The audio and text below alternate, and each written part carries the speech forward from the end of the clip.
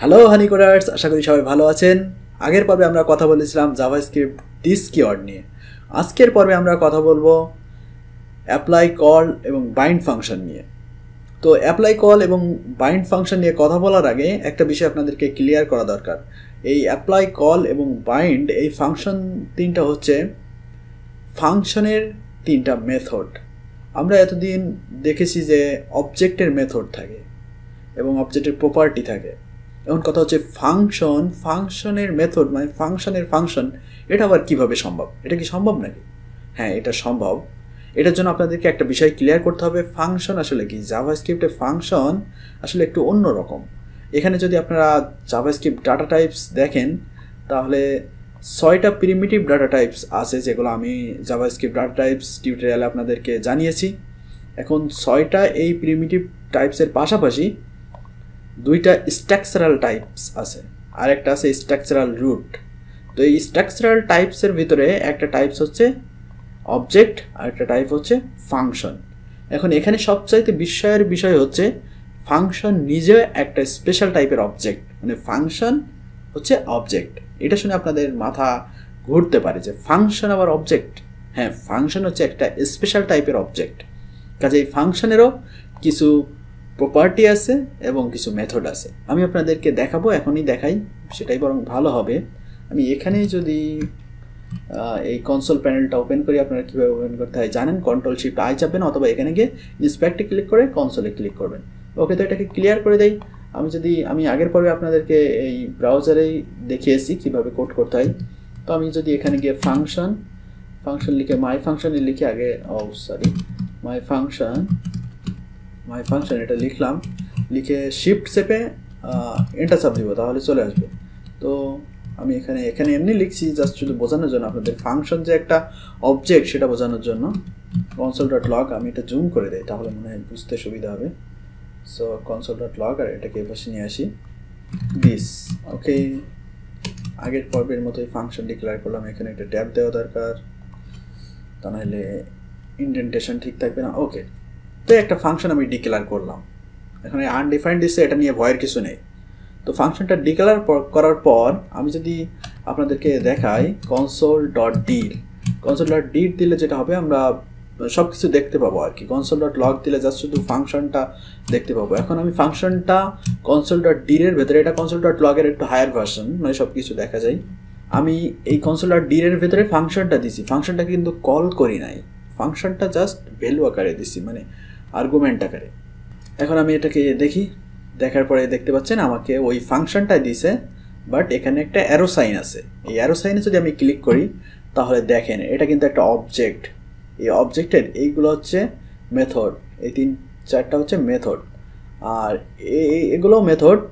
এর ভেতরে সবথেকে গুরুত্বপূর্ণ যে বিষয়টা যেখানে আমরা সব কিছু পাবো সেটা হচ্ছে -- proto -- এখন প্রোটোটাইপ আর -- proto -- এটার মধ্যে পার্থক্য কি, এটার এক্সপ্লেনেশনে আমি এই মুহূর্তে যাচ্ছি না, কারণ এটা বিগিনার জাভাস্ক্রিপ্ট কোর্স।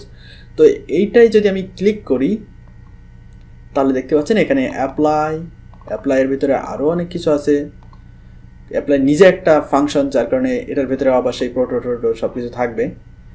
আর বাইন্ড, কল এবং আরও অনেক কিছু আছে, কনস্ট্রাক্টর আছে।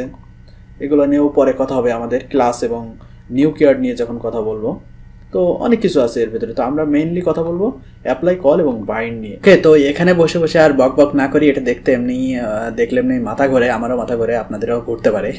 এটা দেখে আসলে এতটা বিরক্ত হওয়ার কিছু নেই। চলুন আমরা কম্পিউটার স্ক্রিনে ফিরে যাই, সেখানে গিয়ে আশা করি এক্সাম্পল দেখলে আপনাদের ক্লিয়ার হয়ে যাবে যে অ্যাপ্লাই, কল, বাইন্ডের কাজটা আসলে কি। যখন কাজ ক্লিয়ার হয়ে যাবে তখন তারপরে এসে আমরা পরবর্তীতে অ্যাডভান্স ভিডিওগুলোতে এই প্রোটোটাইপ এগুলো শিখবো। এটা নিয়ে আসলে এখনই এটা নিয়ে কথা বলার সময় না আমার কাছে মনে হয়েছে। তো চলুন কম্পিউটার স্ক্রিনে ফিরে যাই, সেখানে গিয়ে আমরা অ্যাপ্লাই, কল, বাইন্ড দেখি।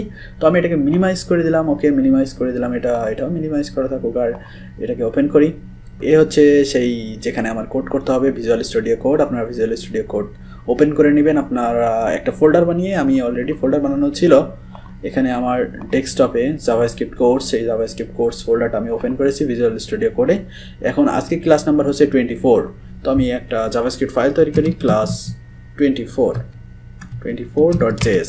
ওকে, তো ক্লাস 24.js একটা জাভাস্ক্রিপ্ট ফাইল তৈরি হয়ে গেছে। এখন এই যে অ্যাপ্লাই কল এবং বাইন্ড এগুলো নিয়ে কাজ করার জন্য মূলত ব্রাউজারের ক্ষেত্রে সবথেকে ভালো হয় বুঝতে, যদিও নোড.js এ এগুলো ব্যবহার করা যাবে, কিন্তু নোড.js এ অতটা বেশি ব্যবহার হয় না, কাজে আমি আপনাদেরকে ব্রাউজারে দেখাচ্ছি।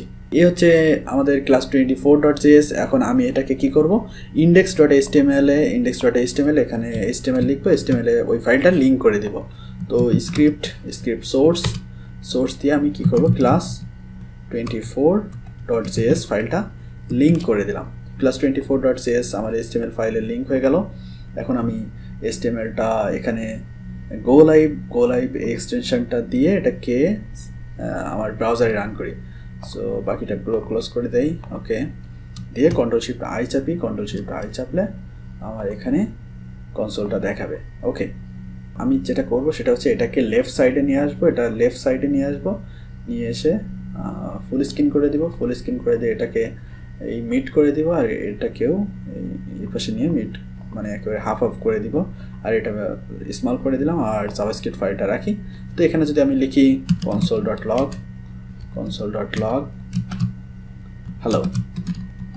হ্যালো, এখানে আমার হ্যালো দেখাচ্ছে। আমি একটু সেট আপ করে নিলাম, তো এখানে হ্যালো দেখাচ্ছে, আমি এটা কেটে দেই। এখন আমরা আসলে মেইন কাজগুলো করব। তো আমি যদি এখানে লিখি দিস, আগের মতো লিখি দিস, তাহলে দেখতে পাচ্ছেন এটা আমাকে উইন্ডো দিচ্ছে। ওকে, নো প্রবলেম, কাজ হচ্ছে। আমার এখানে যে কোডগুলো লিখছি এই দিস আর উইন্ডো এটা হচ্ছে সেম। আমি যদি এখানে চেক করি উইন্ডো, এটা দিবে ট্রু, মানে this is equal to window, এখানে এই জায়গায় this is equal to window. Okay, আমি যদি এখানে একটা ফাংশন লিখি হচ্ছে মাই ফাংশন লিখে মাই function. Okay, console.log a function। ওকে, তো এই একটা ফাংশন, এই ফাংশনকে আমি কল করতে পারি। কল করলে আপনারা তো জানেন ফাংশন কীভাবে কল করতে হয়, এটা ইজি। জাস্ট শুধু সেকেন্ড ব্র্যাকেট দিয়ে এটা কল করলে আমার এই ফাংশনে এই console.logটা এক্সিকিউট হচ্ছে এবং আমাকে এটা এই যে টেক্সটটা দেখাচ্ছে। ওকে, তো আমি বললাম যে এই অ্যাপ্লাই কল এবং বাইন্ড এগুলো হচ্ছে ফাংশনের মেথড, মানে ফাংশন ডট দিয়ে আপনি এরকম করতে পারবেন, বাইন্ড ফাংশন ডট দিয়ে কল দিতে পারবেন, ফাংশন মাই ফাংশন যে কোনো একটা ফাংশনে আপনি এগুলো কল করতে পারবেন। যেমন আমরা স্ট্রিংয়ের বেলায় যে স্ট্রিং মেথডসগুলো শিখেছি সেগুলো কি হয়, একটা string dot substring, string dot index of, এরকম আমরা করেছি না, কেন ফাংশনের ক্ষেত্রে ওরকম অ্যাপ্লাই। ওকে, এই যে আমরা এই দুটোকে একটু কমেন্ট আউট করে দেই Ctrl/C চেপে।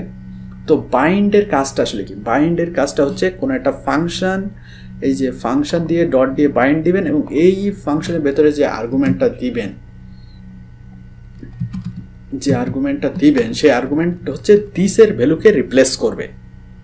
মানে আমি যদি এখানে দেই, আচ্ছা তার আগে আমার মনে হয় বেটার হচ্ছে মাই ফাংশনটাকে কল করা, আর এই ভেতরের ভ্যালুটাকে দিস করে দাও, দিস। ওকে, তো মাই ফাংশনটাকে আমি কল করে আপনাদেরকে আগে দেখাই। মাই ফাংশন কল করলে কি আসছে, উইন্ডো আসছে না। ওকে, তো এখন আমি কি করব, বাইন্ডের কাজ হচ্ছে দিসের ভ্যালুটাকে রিপ্লেস করে নতুন একটা ফাংশন জেনারেট করা। কথা একটু ভারী হয়ে যাচ্ছে যে দিসের ভ্যালুকে রিপ্লেস করা। ওকে, তো আমরা কথাগুলো ছোট করে বলি। বাইন্ডের কাজ হচ্ছে কোনো ফাংশন থেকে দিসের ভ্যালুকে রিপ্লেস করা।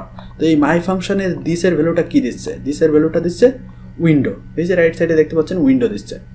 তো আমি কি করব, বাইন্ডের ভিতরে একটা অবজেক্ট দিব, অবশ্যই একটা অবজেক্ট দিতে হবে। এই অবজেক্টটা কি করবে, ওই উইন্ডো অবজেক্টটাকে, মানে উইন্ডো যে দিসের ভ্যালুটাকে সে রিপ্লেস করে দেবে। এই ইকুয়াল টু আমি 10 দিলাম, কিছুই তো হলো না। কেন হলো না জানেন, এই বাইন্ড যে মেথডটা আছে, এই বাইন্ড মেথডটা আমাদেরকে একটা নতুন ফাংশন রিটার্ন করে।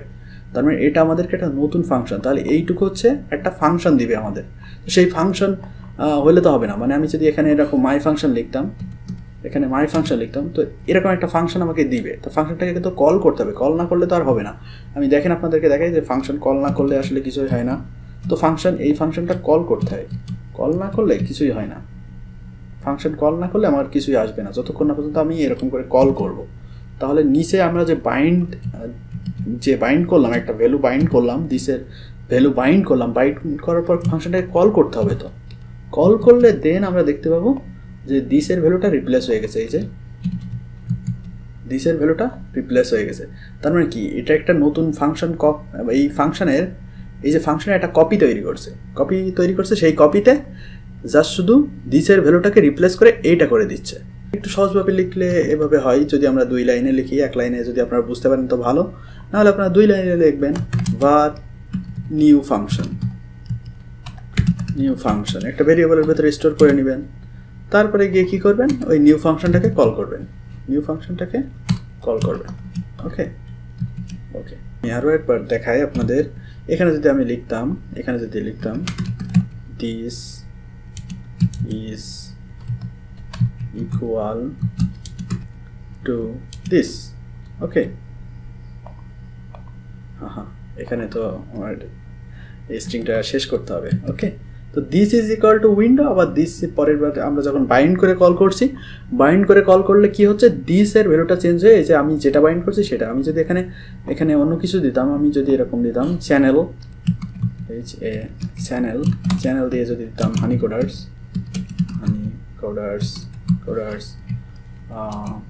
এখানে যদি অথর দিতাম আব্দুর রহমান, সিনট্যাক্স একটু বড় হয়ে যাচ্ছে, রাইট? ওকে, আমরা এটাকে ভেঙে দেই, এটাকেও ট্যাপ করে দেই। তো আমি কি করলাম, একটা অবজেক্ট বাইন্ড করে দিলাম। তো বাইন্ড করার পরে যদি আমি সেভ করি, মানে সেভ করলে আমার এটা রিফ্রেশ নিয়ে নেবে। তো দেখছেন যে ভ্যালুটা চেঞ্জ হয়ে গেছে, অবজেক্টটা চেঞ্জ হয়ে গেছে। তো এটাই হচ্ছে বাইন্ডের কাজ হচ্ছে দিসের ভ্যালুটাকে রিপ্লেস করে নতুন একটা ফাংশন আমাদেরকে রিটার্ন করা।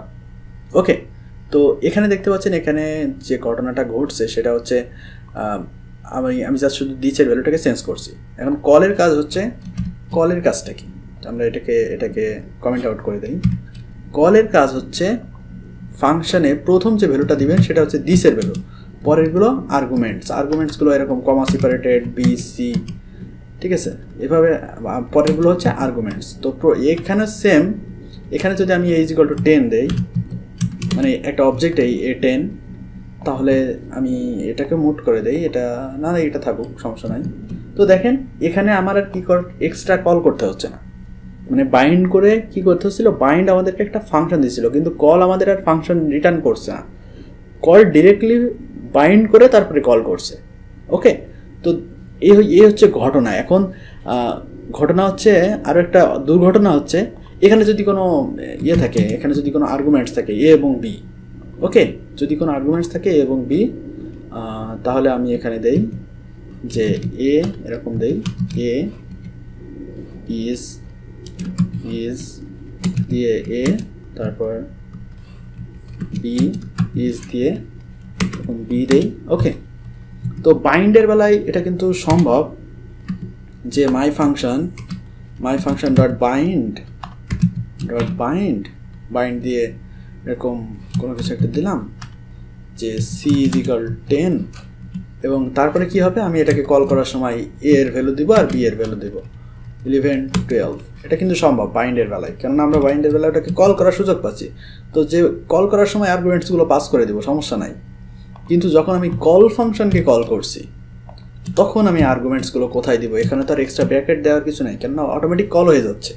তখন আপনি যদি ভ্যালুগুলোকে পাস করতে চান, তাহলে এভাবে কলে প্রথম ভ্যালুটা হচ্ছে দিসের ভ্যালু, সেকেন্ড ভ্যালুগুলো মানে পরের যে ভ্যালুগুলো আছে সেগুলো হচ্ছে আর্গুমেন্টস, এই যে এ এবং বি এর ভ্যালু। তো দেখতে পাচ্ছেন যে প্রথম ভ্যালুটা হচ্ছে দিসের ভ্যালু, এই A10 দিসের ভ্যালুটা হচ্ছে প্রথম ভ্যালুটা দিসের ভ্যালু আকারে যাচ্ছে, পরবর্তী ভ্যালুগুলো আর্গুমেন্টস আকারে যাচ্ছে। মানে অ্যাপ্লাইটা একেবারে সহজ হয়ে যাবে কলটা যদি বুঝে থাকেন। অ্যাপ্লাই হচ্ছে প্রথম যে ভ্যালুটা দিবেন সেটা হচ্ছে এরকম ধরেন দিলাম সি ইজ ইকুয়াল টু 100। ওকে, আমি কলটা একটু মুছে দেই, মানে মুছে দেই না, কমেন্ট আউট করে দেই। তো প্রথম অ্যাপ্লাইয়ে সেম ঘটনা ঘটবে, আমি এটাকে কমেন্ট আউট করে দেই। দেখছেন যে দিসের ভ্যালুটাকে রিপ্লেস করে দিছে, বাট এ এবং বি মানে আর্গুমেন্টস দুটো আনডিফাইন্ড দেখাচ্ছে। এখন কথা হচ্ছে এখানে যে আর্গুমেন্টসগুলো সেগুলো আপনি অ্যারে আকারে দিবেন, ঠিক আছে। ওখানে তো কমা সেপারেটেড দিতে হচ্ছিল, এখানে কি কমা সেপারেটেড দিতে হচ্ছিল না, কমা দিয়ে জাস্ট দিলেই হয়ে যাচ্ছিল, কিন্তু এখানে আর্গুমেন্টসগুলো অ্যারে আকারে দিতে হবে। এটা হচ্ছে কল এবং অ্যাপ্লাইয়ের ভেতরে জাস্ট সামান্য পার্থক্য। এখানে আর্গুমেন্টসগুলো কমা দিয়ে মানে কমার পরে পরপর দিয়ে যেতে হবে, আর এখানে অ্যারে আকারে দিতে হবে। তো দেখতে পাচ্ছেন যে আর্গুমেন্টসগুলো এখন কিন্তু রিপ্লেস হয়ে গেছে, যে অ্যারের প্রথম ভ্যালুটা প্রথম আর্গুমেন্ট, সেকেন্ড ভ্যালুটা সেকেন্ড আর্গুমেন্টস। আশা করি আপনারা বুঝতে পেরেছেন অ্যাপ্লাই, কল এবং বাইন্ডের কাজটা কি। সব থেকে বেশি গুরুত্বপূর্ণ হচ্ছে বাইন্ডটাকে বুঝতে পারা। বাইন্ডটা বুঝতে পারলে অনেক জায়গায় বাইন্ড মেথডটা ব্যবহৃত হয়। এবং আমি প্রথম দিকে আপনাদের এক্সপ্লেন করে বললাম ফাংশন হচ্ছে একটা স্পেশাল টাইপের অবজেক্ট। এটা খেয়াল রাখবেন যে ফাংশন একটা স্পেশাল টাইপের অবজেক্ট, মানে ফাংশনেরও মেথড আছে, ফাংশনেরও প্রপার্টি আছে। এটা বুঝতে পারলে আশা করা যায় যে জাভাস্ক্রিপ্টে একটা ধাপ আপনি এগিয়ে গেলেন, অন্তত জাভাস্ক্রিপ্টে একটু ডিপ টাইপ দিতে পারলেন। তো আমার চ্যানেলটি ভালো লেগে থাকলে আপনারা অবশ্যই সাবস্ক্রাইব করবেন, বেল বাটনে ক্লিক করে রাখবেন নিয়মিত ভিডিও আপডেট পাওয়ার জন্য। আমি চাই যে আপনারা বুঝতে পারেন, জাভাস্ক্রিপ্টকে ক্লিয়ারলি ধরতে পারেন, সেজন্য আমি ট্রাই করি যে ভিডিওগুলো একটু এক্সপ্লেন করে করে বলার। আশা করি সবাই আমাকে একটু সাপোর্ট করবেন। আর আপনাদের কমেন্ট দেখে এমনিতেই ভালো লাগছে, আমি অনেক অনুপ্রাণিত হয়েছি। যদি আমার সাবস্ক্রাইবার এত বেশি না, তারপরেও আমি অনুপ্রাণিত হয়েছি আপনাদের কমেন্টগুলো দেখে। আর আপনারা অনেকেই আমার কাছে চাচ্ছিলেন যে অ্যাপ্লাই, কল এবং বাইন্ড নিয়ে আমি যেন একটা ভিডিও বানাই। সেই ভিডিওটা তো বানিয়ে ফেললাম। তো অনেক অনেক ধন্যবাদ সবাইকে, ভালো থাকবেন, বাই।